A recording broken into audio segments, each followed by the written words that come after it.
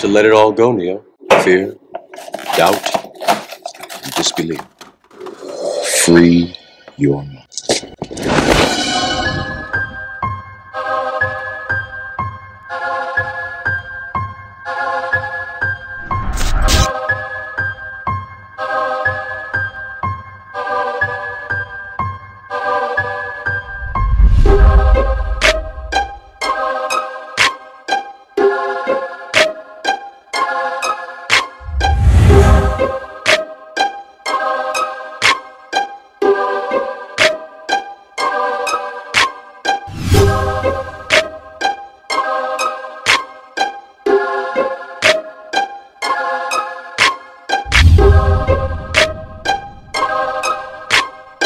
What you're trying to do? I'm trying to free your mind. Hey yo, what it do? It's your boy J. Lou, and you guys are just in time for something new. Alright, now in this video today, what I'm going to be talking about, I'm going to be reviewing this brush right here.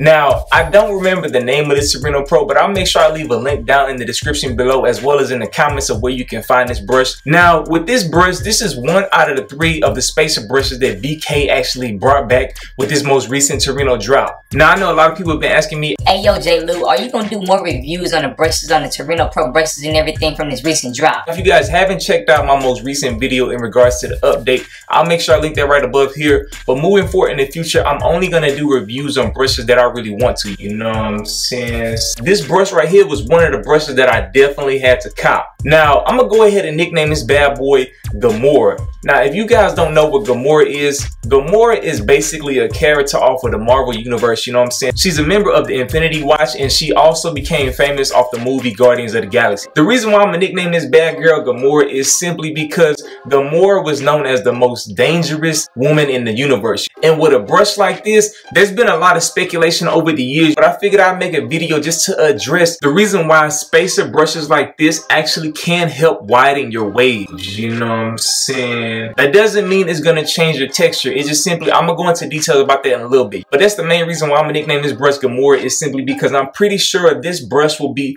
the most dangerous brush when it comes to stretching your waves out. Now, when it comes to the 3 different spacers, this is actually the medium version of the spacers. He has a soft, and then he also has a hard. Now, when I first started brushing with this brush, even though it is advertised as a medium, to me, it just simply feels like a medium firm. As you guys can see, my hair is kind of thick and everything like that, you know what I'm saying? Basically, when I'm brushing my hair with this, it feels like a medium firm. On a fresh cut, it may not be the first brush that I'm gonna grab, simply because it just depends if you're tender-headed or not, you know what I'm saying?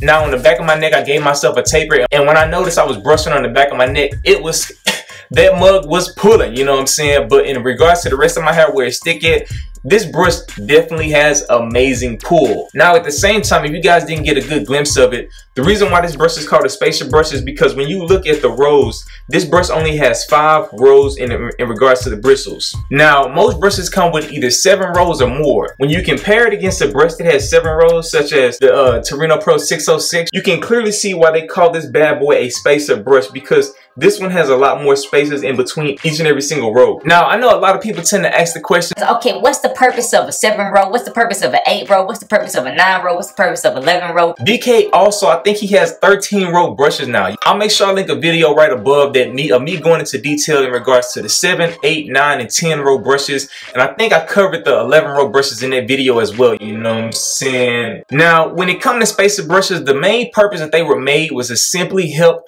widen your waves. At the same time, they serve as great detangler brushes and everything like that, especially if you get the hard or even this version of the brush. It helps detangle your hair. Now, the reason why I say that they're known for help spacing your waves out, a lot of people have got this confused, and the main reason why is because you guys don't know the history. So the first person that actually used the spacer brush and actually proved that it spaces your waves out was Young Wavy, you know what I'm saying? Now, for most of you guys don't know, Young Wavy is considered one of the original GOATs, as well as one of the original pioneers in the wave game, you know what I'm saying? And Young Wavy is a person that has kinky or curlier hair. Most people refer to that as coarse hair, but that's really not the right term. return for it. You know what I'm saying? I know I told you guys I'm gonna be having the truth about horsehair wavers, you know what I'm saying? But y'all stay tuned for that. But when it comes to young Wavy, he actually has those tighter curls that a lot of people feel like is a struggle, you know what I'm saying? But what young Wavy was able to do was be able to maximize his curl length by using spacer brushes, and I'll go into the details about how you can do that, you know what I'm saying? Now, before I do that, I just want to address, there's other people that made videos talking about spacer brushes don't work and all this other stuff. Some of those people, I found out that they lied on purpose just simply because they didn't get what they want, you know what I'm saying? They was just trying to put the brush down. But when it comes to my videos, you guys already know I always bring the facts and I always bring the history to help you guys understand what's the best decision for you. So when it comes to spacer brushes, let's get into how they can actually help stretch out your curls and widen your waves.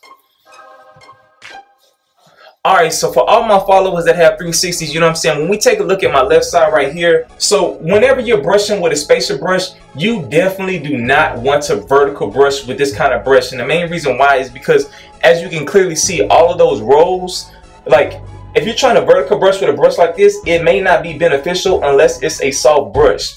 Now, because this one is like a medium firm, I wouldn't advise doing that, you know what I'm saying? So whenever you brush with a spacer brush, what you always want to do is find the angle that you can just brush straight. And when it comes to 360s, you have to divide your hair in sections, you know what I'm saying? So you don't want all of the brush touching all of your head. You only want certain portions of the brush to hit your angles, you know? So when I'm brushing my left side right here, if I want to brush this angle, what I'm basically going to do is start with the face of these bristles and put that right behind where that angle starts. And then I'm just going to brush straight towards my hairline.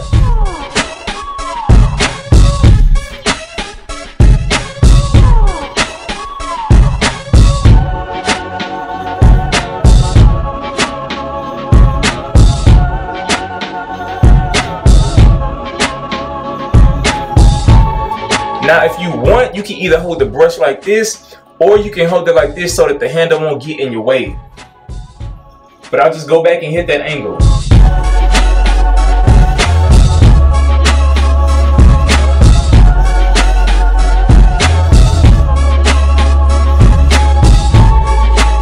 Now, the first thing that I really want to point out is, did y'all notice how slow I was brushing my hair? That's something you have to keep in mind, because all of the people in the past that said spacer brushes don't work, they treat spacer brushes as the same as any other brush, and they brush their hair the same speed and everything like that. But whenever you are brushing with a spacer brush, you have to take your time. When it comes to waves, y'all already know waves are either laid down curls or stretched out curls or whatever you want to say, right? But if you was to think of it in another way, such as a slinky is just a whole bunch of curls that's basically wound up. Now, if you take a slinky and you pull it apart and let it go, it's going to immediately go back. You know what I'm saying? You keep taking that slinky and pull it back, it's going to immediately go back. But if you take that slinky and you pull it out slowly, and you basically stretch that slinky out slowly, and then you let it go back, it's not going to go back as fast as possible.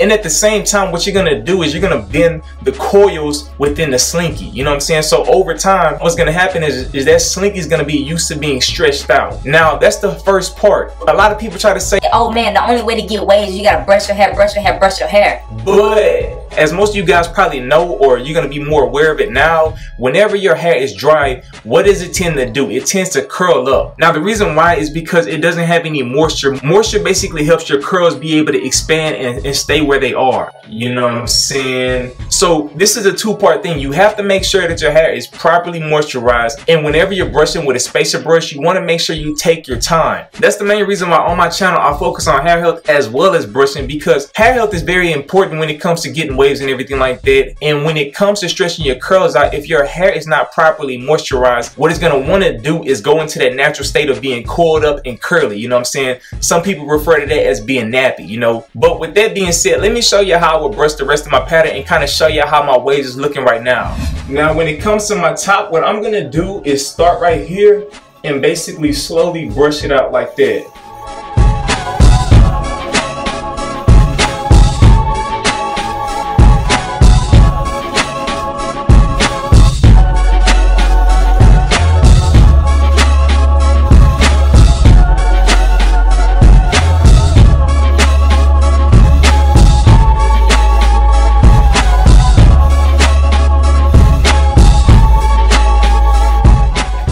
Now, when it it comes to the transition on this side, like I told you, because I can't brush this way because the handle gets in my way, what I simply do is flip the handle up like this, and now I'm able to treat this brush as a palm and basically slowly brush those angles right there that I'm trying to hit to make sure that my top looks like a 540 slant.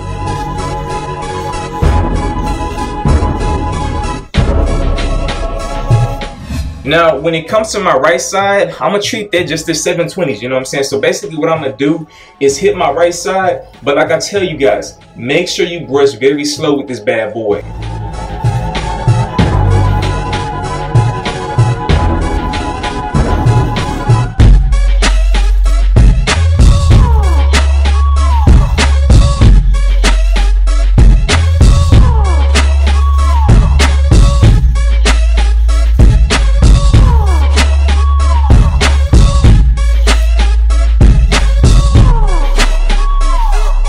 And then when it comes to the back, all I'm gonna do is just brush it very slow, just like this.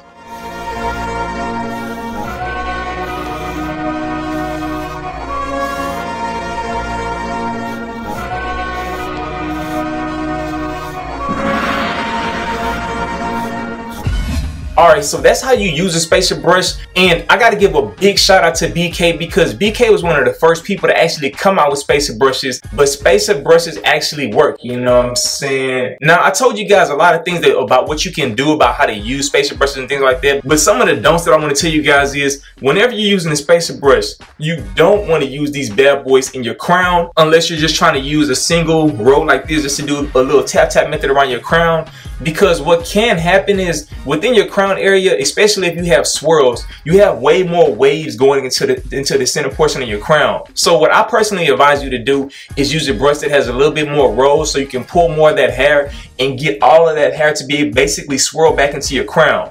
Now let me show you what I'm talking about.